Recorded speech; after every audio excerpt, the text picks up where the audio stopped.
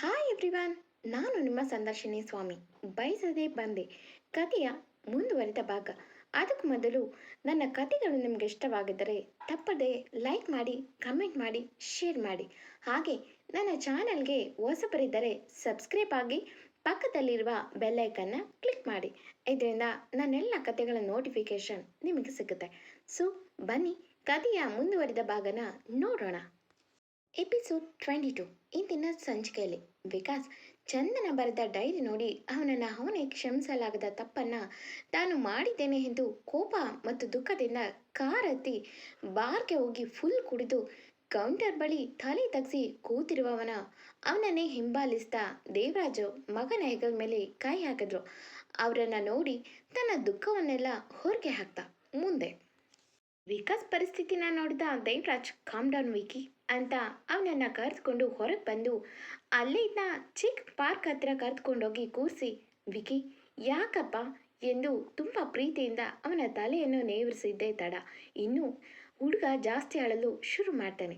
ಅದನ್ನು ನೋಡಿದ ದೇವರಾಜು ಸ್ವಲ್ಪ ಸಮಾಧಾನವಾಗಲೆಂದು ಸುಮ್ಮನೆ ತಮ್ಮ ಭುಜದ ಮೇಲೆ ತಮ್ಮ ಮಗನ ತಲೆ ಇರಿಸ್ಕೊಂಡ್ರು. ಸ್ವಲ್ಪ ಸಮಯ ಬಿಟ್ಟು, ವಿಕಿ ನೀನು ಮಾಡಿದ್ದು ತಪ್ಪು ಅಂತ ನಿನಗೆ ಗೊತ್ತಾಯ್ತಾ ಮಗನೇ ಅಂದರು. ಅದಕ್ಕೆ ವಿಕಾಸ್ ಎಸ್ ಡ್ಯಾಡ್ ಅಂತ ಹೇಳಿ, ನಾನು ತುಂಬ ಕೆಟ್ಟವನು ಡ್ಯಾಡ್, ನನ್ನಿಂದ ಅವಳಿಗೆ ತುಂಬ ನೋವು ಕೊಟ್ಟಿದ್ದೇನೆ. ನಿಮಗೆ ತಕ್ಕ ಮಗ ಆಗಲೇ ಇಲ್ಲ, ನೀವೆಷ್ಟು ಚೆನ್ನಾಗಿ ನೋಡ್ಕೊಂಡಿದ್ದೀರ, ಆದರೆ ನಾನು ಅವಳಲ್ಲ ಎಂದು ಮುಖ ಮುಚ್ಚಿ ಕೂತ. ಅದನ್ನು ನೋಡಿದ ದೇವರಾಜ್ ಅವರು, ವಿಕಿ ಚಂದು ಯಾರು ಅಂತ ನಿನಗೆ ಗೊತ್ತಿಲ್ಲ, ದಯಾನಂದ್ ವಂಶಿ ನಾನು ಒಟ್ಟಿಗೆ ಕಾಲೇಜ್ ಮುಗಿಸಿದೆವು. ಆದರೆ ದಯಾನಂದು ಯಾವತ್ತೂ ಜಾಸ್ತಿ ದುಡ್ಡಿನ ಆಸೆ ಪಡಲೇ ಇಲ್ಲ. ಅವರ ಅಪ್ಪ ಬಿಟ್ಟು ಹೋಗಿದ್ದ ಆಸ್ತಿಯನ್ನು ಹಾಗೆ ಬಿಟ್ಟು ಅವನು ದುಡಿಯಲು ಶುರು ಮಾಡ್ದ. ನಮ್ಮ ಮನೆಯಲ್ಲೂ ಯಾರೂ ನಮ್ಮ ನಂಬಿ ಬಿಸ್ನೆಸ್ಗೆ ದುಡ್ಡು ಕೊಡಲಿಲ್ಲ. ಆದರೆ ನನ್ನ ಗೆಳೆಯ ನನ್ನ ಮತ್ತು ವಂಶನ ನಂಬಿ ಆಗಿನ ಕಾಲದಲ್ಲೇ 30 ಲಕ್ಷಕ್ಕೆ ಹೋಗುವ ಸೈಟನ್ನು ಮಾರಿ ದುಡ್ಡು ಕೊಟ್ಟ. ಅದು ಇವಾಗ ಇದ್ದಿದ್ರೆ ಅದಕ್ಕೆ ಕೋಟಿಗಟ್ಟಲೆ ದುಡ್ಡು ಸಿಗ್ತಿತ್ತು.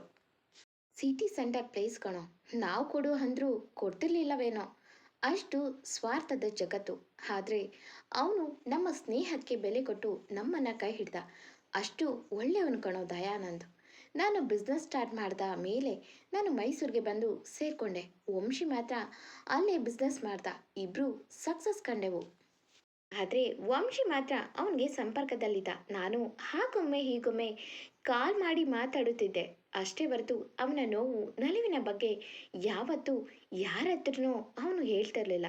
ಅವನು ನಮ್ಮನ್ನೆಲ್ಲ ಬಿಟ್ಟೋದ್ಮೇಲೂ ನಾವು ಸಹಾಯ ಮಾಡಬೇಕು ಎಂದು ಅವರ ಮನೆಗೆ ಹೋದಾಗಲೂ ಲಕ್ಷ್ಮಿಯವರು ಸ್ವಾಭಿಮಾನಿ ಗಂಡನಂತೆ ನಮಗೆ ಬೇಕಾದಾಗ ಕೇಳ್ತೇವೆ ಎಂದರು ಅಷ್ಟೆ. ನಾವು ನಿನಗೆ ಹೆಣ್ಣು ಹುಡುಕುವಾಗ ನಮಗೆ ನೆನಪಿಗೆ ಬಂದಿದ್ದು ದಯಾನಂದ್ ಮಗಳು ಇದ್ದಾಳಲ್ಲ ಎಂದು. ಅದಕ್ಕೆ ಅವಳೇ ನಮ್ಮ ಮನೆಯ ಸೊಸೆಯಾಗಬೇಕು. ಅವನು ಮಾಡಿದ ಸಹಾಯಕ್ಕೆ ನಾವು ಸ್ವಲ್ಪನಾದರೂ ಋಣದ ಭಾರ ಇಡಿಸ್ಕೊಳ್ಬೇಕು ಎಂದು ನಿಮ್ಮ ಅಮ್ಮ ತನಗೆ ಹಾರ್ಟ್ ಪ್ರಾಬ್ಲಮ್ ಇದೆ ಎಂದು ಸುಳ್ಳು ಹೇಳಿ ಮದುವೆ ಮಾಡಿಸಿದ್ಲು ಎಂದರು ಗಂಭೀರವಾಗಿ. ಈ ಮಾತು ಕೇಳಿದ ವಿಕಾಸ್ ಶಾಕ್ನಿಂದ, ಡ್ಯಾಡ್ ಏನು ಹೇಳ್ತಿದ್ದೀರಾ? ಮಾಮ್ ಮಾಮ್ ಚೆನ್ನಾಗಿದ್ದಾರಾ ಎಂದ ತುಸು ಕನ್ಫ್ಯೂಸ್ನಲ್ಲೇ. ದೇವರಾಜು ಅಷ್ಟೇ ಕೂಲಾಗಿ, ಎಸ್ ವಿಕಿ, ನಿಮ್ಮಮ್ಮ ಚೆನ್ನಾಗೇ ಇದ್ದಾಳೆ. ನೀನು ಪ್ರೀತಿ ಮಾಡಿ ನೋವಲ್ಲಿದೆ. ನಾವೇನು ಮಾಡಬೇಕಿತ್ತು? ಇರುವುದು ಒಬ್ಬನೇ ನಮಗೆ. ಅದಕ್ಕೆ ಅವಳು ಹಾಗೆ ಸುಳ್ಳು ಹೇಳಿದ್ಲು. ಹೇಳಿದ್ರೆ ನೀನು ಮದುವೆ ಆಗ್ತಿದ್ದ ಹೇಳು ಎಂದು ಪ್ರಶ್ನಾರ್ಥಕವಾಗಿ ವಿಕಾಸ್ ಕಡೆ ನೋಡ್ತಾರೆ. ಅದಕ್ಕೆ ವಿಕಾಸ್ ತಲೆ ತಗ್ಸ್ತಾನೆ. ದೇವರಾಜ್ ಅವರು, ಹಾಗೆ ನಿಮ್ಮಮ್ಮ ನಾಟಕವಾಡಿದ್ದಕ್ಕೆ ನೀನು ಮದುವೆಗೆ ಒಪ್ಪಿ ಮದುವೆ ಆದೆ ಅಷ್ಟೇ. ಇಲ್ದಿದ್ರೆ ನೀನು ಆಗ್ತಿರ್ಲಿಲ್ಲ. ಎಲ್ಲಿ ನಮ್ಮ ಮಗ ಕೈ ತಪ್ಪಿ ಹೋಗ್ತಾನೋ ಎಂದು ನಮಗೆ ಈ ದಾರಿ ಬಿಟ್ಟರೆ ಬೇರೆ ಯಾವ ದಾರಿನೂ ಕಾಣಲಿಲ್ಲ ವಿಕಿ. ಎತ್ತವರಾಗಿ ಮಕ್ಕಳ ಒಳ್ಳೆಯದನ್ನೇ ಬಯಸ್ತೇವೆ, ಕೆಟ್ಟದನ್ನಲ್ಲ ಎಂದು ತಪ್ಪಿತಸ್ತ್ರ ಮುಖ ಮಾಡಿ, ಸಾರಿ ಮಗನೆ, ನಿನಗೆ ಸುಳ್ಳು ಹೇಳಿದ್ದಕ್ಕೆ ಎಂದರು. ವಿಕಾಸ ಡ್ಯಾಡ್ ಎಂದು ಅವರ ಮುಖ ನೋಡ್ದ. ದೇವರಾಜ್ ಅವರು, ಚಂದನ ಅವರಪ್ಪನ ಥರ ಬಂಗಾರದ ಹುಡುಗಿ ಕಣೋ, ನಾವು ದುಡ್ಡು ತಗೊಂಡು ಕೊಟ್ಟಿರ್ಬೋದು. ಆದರೆ ಆ ಸಮಯದಲ್ಲಿ ನಮ್ಮ ಹೆತ್ತವರೇ ನಂಬಲಿಲ್ಲ ನಮ್ಮನ್ನು. ಅವನು ನಮ್ಮನ್ನು ನಂಬಿಕೊಟ್ಟ. ಆ ನಂಬಿಕೆ ತುಂಬ ಬೆಲೆ ಬಾಳುವಂಥದ್ದು ಕಣೋ. ಅದಕ್ಕೆ ಬೆಲೆ ನಾವೇನೇ ಕೊಟ್ಟರು ಸಾಲದು.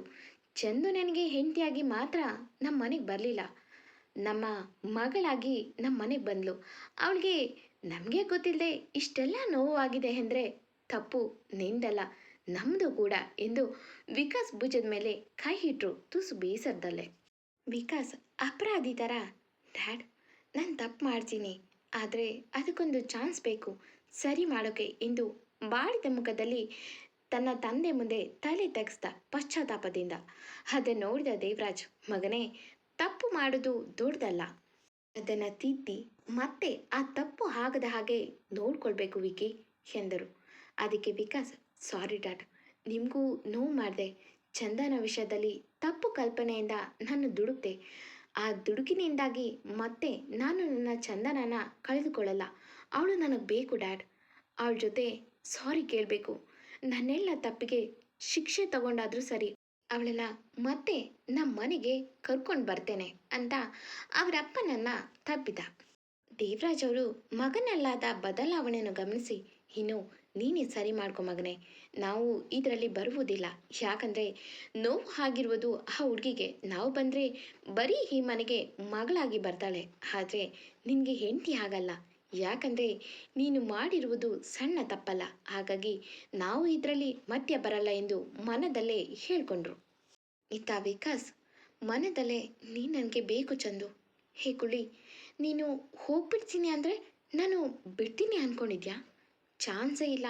ನಾನು ಕೇಳದೆ ಬಂದೆ ತಾನೇ, ಮತ್ತೆ ನೀನು ಪಾಡಿಗೆ ನೀನು ಹೋದರೆ ಹೇಗೆ? ಇದಕ್ಕೆ ನಾನು ಪರ್ಮಿಷನ್ ತಗೋಬೇಕಲ್ವಾ? ನಿನ್ನ ಯಾವತ್ತೂ ಬಿಟ್ಕೊಡಲ್ಲ ಕಣೆ ಚೋಟ್ ಮೆಣಸಿನ್ಕಾಯಿ ಎಂದು ಮನಸ್ಸಲ್ಲೇ ಚಂದನ ನೆನೆದು ಹೇಳ್ತಾನೆ. ಅಪ್ಪ ಮಗ ಇಬ್ಬರು ಮನೆಗೆ ಬಂದರು. ಅದನ್ನು ನೋಡ್ತಾ ದೇವಿಕೆಯವರು ನೆಮ್ಮದಿಯ ನಿಟ್ಟುಸಿರು ಬಿಟ್ಟರು. ಇಬ್ಬರು ಒಳಗೆ ಬಂದಾಗ ಮಗನ ಮುಖವನ್ನು ನೋಡುವುದಿಲ್ಲ, ಬದಲಿಗೆ ಕೋಪದಲ್ಲಿ ಅವರ ರೂಮ್ಗೆ ಹೋಗ್ತಾರೆ. ಇತ್ತ ತನ್ನ ರೂಮ್ಗೆ ಹೋದ ವಿಕಾಸ್ ಸೀದಾ ಸ್ಟಡಿ ರೂಮ್ಗೆ ಹೋಗಿ ಅಲ್ಲಿ ಚಂದು ಮಲಗುವ ಜಾಗ ಅದನ್ನೆಲ್ಲ ನೋಡಿ, ಸಾರಿ ಕಣೆ ಕುಳ್ಳಿ, ನಾನು ನಿನಗೆ ಒಂದು ಬೆಡ್ ಕೊಡಿಸಬಹುದಿತ್ತು. ಆದರೂ ಎಷ್ಟು ಕೆಟ್ಟವನಲ್ವಾ ನಾನು. ನಿನ್ನ ಬಗ್ಗೆ ಸ್ವಲ್ಪನೂ ಕೇರ್ ಮಾಡಲಿಲ್ಲ. ನೆಲದ ಮೇಲೆ ಚಾಪೆ ಹಾಸಿ ಮಲಗ್ತಿದ್ದೆ, ಎಷ್ಟು ಚಳಿ ಆಗ್ತಿತ್ತೋ ಎಂದು ಮನದಲ್ಲೇ ಮರುಗ್ತಾನೆ. ಆದರೆ ಇಲ್ಲಿ ಚಂದನ ತಾನು ಸಿಂಗಿಂಗ್ ಕಾಂಪಿಟೇಷನ್ಗೆ ಹೋಗಬೇಕು, ಅಲ್ಲಿ 3 ತಿಂಗಳು ಉಳಿಬೇಕು ಎಂದಿದ್ದರಿಂದ ಬ್ಯಾಗ್ ಪ್ಯಾಕ್ ಮಾಡಿಕೊಂಡು ತನ್ನ ಜೀವನದ ದಾರಿಯನ್ನು ಬದಲಿಸಿದ್ದೇನಪ್ಪ, ನಿನ್ನ ಆಶೀರ್ವಾದ ನನಗೆ ಬೇಕು ಎಂದು ಮನದಲ್ಲೇ ಅಂದು ನಾಳೆ ಬೆಳಗ್ಗೆನೆ ಹೊರಡಬೇಕು ಎಂದು ಮಲಗ್ತಾಳೆ. ಪಾಪ, ಅವಳ ಮನದಲ್ಲೇ ಇದ್ದ ಯೋಚನೆಯಲ್ಲಿ ಅವಳ ಡೈರಿ ಇಲ್ಲದಿರುವುದೇ ನೆನಪಿಲ್ಲ ಹುಡುಗಿಗೆ. ಇತ್ತ ವಿಕಾಸ್ ಬೆಡ್ ಮೇಲೆ ಮಲಗಿ ಮೊದಲನೇ ಬಾರಿಗೆ ತನ್ನವಳ ಫೋಟೋ ಹುಡುಕ್ತಾನೆ. ದುರಾದೃಷ್ಟ ಅಂದರೆ ಅವಳ ಒಂದು ಫೋಟೋ ಕೂಡ ಇವನ ಬಳಿ ಇರುವುದಿಲ್ಲ. ಅವಳ ನೆನಪಿನಲ್ಲಿ ಎಲ್ಲನೂ ಸರಿ ಮಾಡ್ತೀನಿ ಕುಳಿ, ನೀನು ಏನೇ ಪನಿಷ್ಮೆಂಟ್ ಕೊಟ್ಟರೂ ಪರವಾಗಿಲ್ಲ, ಆದರೆ ನೀನು ವಾಪಸ್ ನಮ್ಮ ಮನೆಗೆ ಬರಬೇಕು ಕಣೆ ಹುಡುಗಿ ಎಂದು ಮನದಲ್ಲೇ ಅವಳ ಮುಖದ ಚಿತ್ರವನ್ನು ತಂದುಕೊಳ್ಳೋಕೆ ನೋಡಿದ್ರೆ ಅವನ ಮನಸ್ಸು ಅವಳು ಅಳುವುದನ್ನೇ ನೆನಪಿಸುತ್ತೆ. ತಕ್ಷಣ ಕಣ್ಬಿಟ್ಟ ವಿಕಾಸ್, ಛೇ, ನಿನ್ನ ಮೇಲೆ ಫೀಲಿಂಗ್ ಇದ್ದಿದ್ದು ಬೇರೆ ಥರ.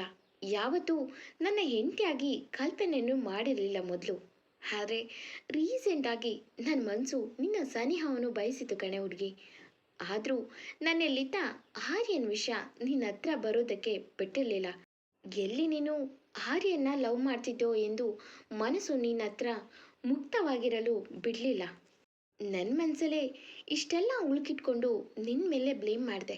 ಐ ಆಮ್ ಶೇಮ್ಲೆಸ್ ಎಂದು ಎಷ್ಟು ಕಣ್ಣು ಮುಚ್ಚಿದ್ರೂ ಅವಳ ಅಳುವಿನ ಮುಖದ ಚಿತ್ರ ಕಣ್ಣು ಮುಂದೆ ಬಂದು ಹಾದು ಹೋಗ್ತಿತ್ತು. ಒಂದ್ಸಲ ಮತ್ತೆ ಬಾಕುಳಿ, ಇನ್ನು ಯಾವತ್ತೂ ನೀನೇ ಹೋಗ್ಬೇಕಂದ್ರೂ ಹೋಗೋಕ್ಕೆ ಆಗಬಾರ್ದು. ನನ್ನ ಬಿಟ್ಟು ಹೋಗೋದು ಕನ್ಸಲ್ಲಿ ಕೂಡ ಬರಬಾರ್ದು. ಅಷ್ಟು ಪ್ರೀತಿ ಕೊಡ್ತೀನಿ ಕಣೆ ಹುಡುಗಿ, ಲವ್ ಯು ಕುಳಿ ಎಂದು ಕಣ್ಣು ಮುಚ್ಚಿ ಅವಳು ಬರೆದ ಡೈರಿ ತಪ್ಪಿಕೊಂಡು ಮಲಗ್ತಾನೆ. ಮನಸ್ಸಿನಲ್ಲಿ ನೆಮ್ಮದಿಯ ಗಾಳಿ ಸೋಕಿ ಮನಸ್ಸು ಪ್ರಶಾಂತವಾಗಿತ್ತು. ಮಾರ್ನಿಂಗ್ ಆಗಿದ್ದು ಗೊತ್ತೇ ಆಗುವುದಿಲ್ಲ ವಿಕಾಸ್ಗೆ ರಾಹುಲ್ ಕಾಲ್ ಮಾಡಿ, ಲೋ ಮಗ, ಚಂದುಗೆ ಕಾಲ್ ಮಾಡಿ ನಮ್ಮ ಪ್ಲ್ಯಾನ್ ಎಕ್ಸಿಕ್ಯೂಟ್ ಮಾಡೋಣವಾ ಎಂದ. ಅದಕ್ಕೆ ವಿಕಾಸ್ ನಗುತ್ತಾ, ಇಲ್ಲ ಕಣ ಮಗ, ನಾನೇ ಹೋಗ್ತಿದ್ದೀನಿ ಅವಳ ಹತ್ರ. ತಪ್ಪು ಮಾಡಿದ್ದು ನಾನೇ ತಾನೇ, ಸೊ ನಾನೇ ಸಾರಿ ಕೇಳಿ ಅವಳನ್ನು ಕರ್ಕೊಂಡು ಬರ್ತೀನಿ ಎಂದು. ಸರಿ ಮಗ, ನಾನು ಹೋಗೋಕ್ಕೆ ಲೇಟ್ ಆಗುತ್ತೆ ಬಾಯ್ ಎಂದು ಅವನ ಉತ್ತರಕ್ಕೂ ಕಾಯದೆ ಕಾಲ್ ಕಟ್ ಮಾಡ್ತೇನೆ. ಇತ್ತ ರಾಹುಲ್ ನಗುತ್ತಾ, ನನ್ನ ಮಗನೇ, ಇನ್ಮೇಲೆ ಗೊತ್ತಾಗುತ್ತೆ ನಿಜವಾದ ಪ್ರೀತಿ ಅಂದರೆ ಏನು ಅಂತ. ನಿನ್ನ ಜೀವನದ ಮೊದಲನೇ ಘಟ್ಟದಲ್ಲಿದ್ಯಾ. ಆಲ್ ದ ಬೆಸ್ಟ್ ಮಗ. ಆದಷ್ಟು ಬೇಗ ನನ್ನ ತಂಗಿನ ಕರ್ಕೊಂಡು ಬಾ ಮಗ ಎಂದು. ತಪ್ಪು ಮಾಡೋದು ಸಹಜ ಕಣೋ, ತಿದ್ದಿ ನಡೆಯೋನು ಮನುಜ ಕಣೋ ಎಂದು ಹಾಡು ಗುನುಗುತ್ತಾ ಅಲ್ಲಿಂದ ಹೋಗ್ತಾನೆ. ಚಂದು, ಅಮ್ಮ ಅಣ್ಣನಿಗೆ ಈಗಾಗಲೇ ಅತ್ತೆ ಮನೆಯವರು ಪರ್ಮಿಷನ್ ಸಿಕ್ಕಿದೆ ಎಂದು ಈಗೋ ಮ್ಯಾನೇಜ್ ಮಾಡಿದ್ರಿಂದ ಅವರಿಗೆ ನಿಜವಾದ ಸತ್ಯ ತಿಳಿದಿರಲಿಲ್ಲ. ಲಕ್ಷ್ಮಿ ಅವರಿಗೂ ನನ್ನ ಮಗಳು ನನಗಾಗಿ ತನ್ನ ಕನಸನ್ನು ಕಟ್ಟಿಟ್ಟು ಮದುವೆ ಆದ್ಲು. ಆದರೆ ಅವಳ ಗಂಡನ ಮನೆಯಲ್ಲಾದರೂ ಅವಳ ಆಸೆಗೆ ಬೆಲೆ ಕೊಟ್ಟು ಅವಳ ಗುರಿ ಮುಟ್ಟಲು ಪರ್ಮಿಷನ್ ಕೊಟ್ಟಿದ್ದಾರೆ ಎಂದು ಮನದಲ್ಲೇ ಧನ್ಯವಾದ ಹೇಳಿದರು. ಸಿಂಗಿಂಗ್ ಕಾಂಪಿಟೇಷನ್ಗೆ ಮನೆಯವರಿಗೆ ಹೇಳಿ ಅಲ್ಲಿಂದ ಹೋಗ್ತಾಳೆ ಚಂದು. ಎಲ್ಲ ರೀತಿಯಿಂದಲೂ ಪ್ರಾಕ್ಟೀಸ್ ಮಾಡ್ತಿರ್ತಾಳೆ. ಇತ್ತ ವಿಕಾಸ್ ಚಂದನ ನೋಡಬೇಕು ಎಂದು ತಾನು ತಗೊಂಡ ಗಿಫ್ಟ್ ಹಿಡಿದು ಬ್ಯಾಂಗ್ಳೂರ್ ಕಡೆ ಹೊರಡಲು ದೇವಿಕೆಯವರು ಮಗನನ್ನು ನೋಡಿ ಮನಸ್ಸು ಮರುಗಿದ್ರು. ನಾನು ಒಂದು ಹೆಣ್ಣಾಗಿ ಈ ಥರ ಬೆಂಬಲ ಕೊಡಬಾರ್ದು ಎಂದು. ಎಲ್ಲಿಗೆ ಹೋಗ್ತಿದ್ಯಾ? ಚಂದನ ನೋಡೋಕ್ಕೆ ಹೋಗ್ತಿದ್ಯಾ ಎಂದು ತುಸು ಗಡಸಾಗಿ ಕೇಳ್ತಾರೆ.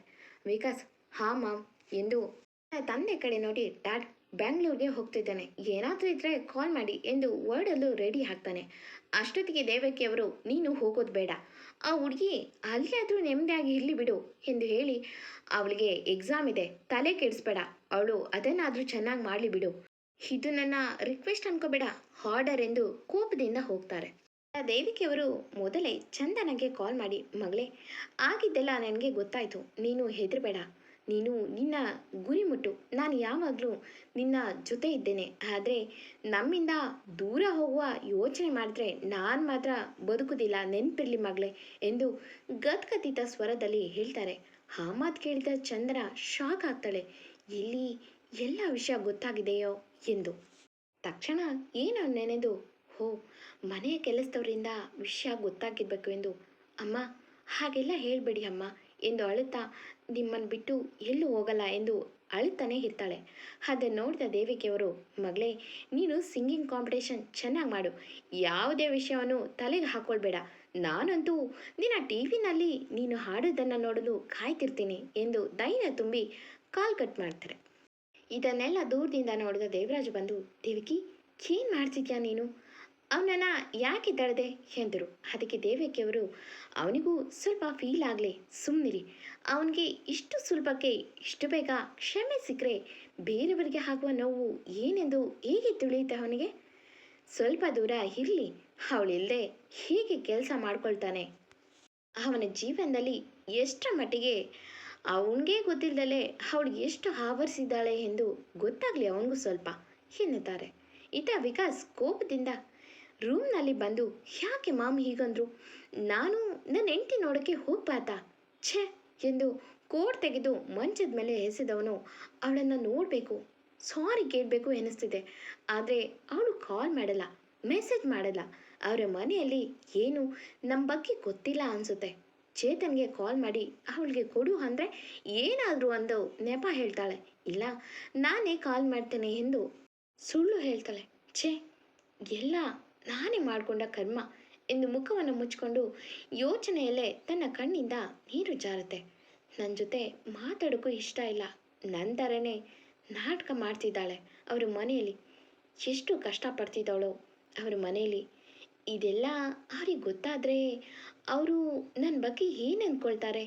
ಎಷ್ಟೆಲ್ಲ ಪ್ರೀತಿ ತೋರಿದ್ರು, ಆದರೆ ನಾನು ಮುಟ್ಟಾಳನ್ನಾಗೆ ಅವರು ತೋರಿದ ಪ್ರೀತಿನ ಮರೆತು ಹೀಗೆಲ್ಲ ಕೆಟ್ಟದಾಗೆ ನಡೆಸ್ಕೊಂಡೆ ಎಂದುಕೊಂಡು ಮಂಚದ ಮೇಲೆ ಹಾಗೆ ಮಲಗಿ ಕಣ್ಣು ಮುಚ್ಚುತ್ತಾನೆ. ಕತೆ ಮುಂದುವರಿದು. ಎಂದಿನಂತೆ ಈ ಸಂಚಿಕೆ ನಿಮಗೆ ಇಷ್ಟವಾಗಿದ್ದರೆ ತಪ್ಪದೇ ಕಮೆಂಟ್ ಮಾಡಿ. Thank you for watching.